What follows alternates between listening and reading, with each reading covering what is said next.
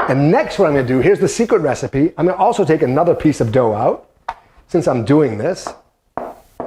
Again, not going to ball it up or anything first. I'm just going to remove it from the bowl. And now I'm going to shape it, right? If I want to use a rolling pin, I could. I'm going to use my hands and just kind of lightly stretch it out. It's a little sticky, maybe a little less, a little more flour down, right? And I like parchment because I can make a mess and it's not going to mess up my steel or my stone, what's in my oven.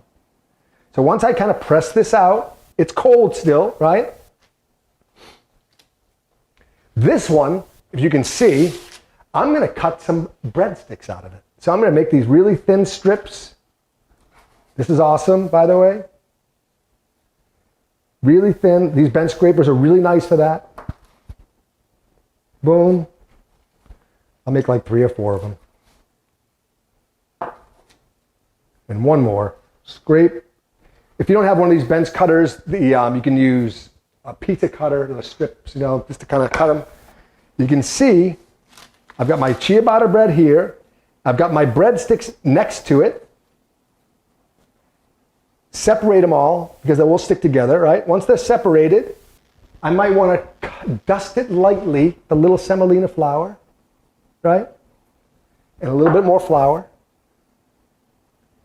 And now what I'm going to do is launch this into the oven. And my oven's been preheating for probably a good hour, so it's hot. I like the parchment paper with bread because I can use my peel. I can kind of just slide this off into my oven. So you want to watch me launch this thing. Grab my towel, boom. Literally just take this and launch it in. Super easy. And now what I'm going to do is I'm going to take my timer and I'm going to time this for about 10 minutes for the initial bake at 450 degrees. After 10 minutes, I'm going to open the oven up. I'm going to rotate my parchment paper. At this stage, I want to keep my my bread of my bottom. I want to elevate it a little bit, so I'm going to use my baking steel bracelets. Right? These are awesome because they can withstand high temperatures. I'll put 2 down and put my bread on top of that so I don't burn the bottom of my bread.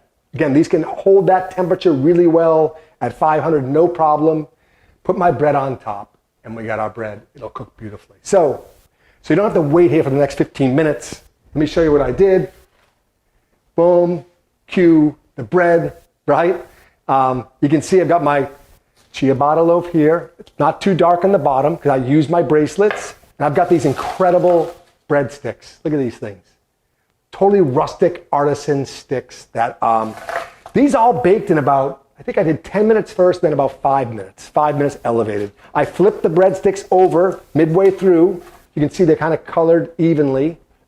These make the best snack in the world for your kids. It's fermented bread, yoga dough, whatever you want to call it. It's just amazing flavor. The kids will devour them. You could sweeten them up. You could brush some sugar on top before you bake them. Really be adventurous. Go to town. Be crazy. But they're amazing. Literally, right? Earth-shattering, right? They should be on the front page of the Wall Street Journal, how good these are. Anyway, that's it. Simple. Mix your dough. Let it ferment for 24 hours. Remove it. Shape it. Bake it. Shape and bake. Is that shake and bake? Shape and bake. Anyway, that's how we do our overnight bread. It's amazing.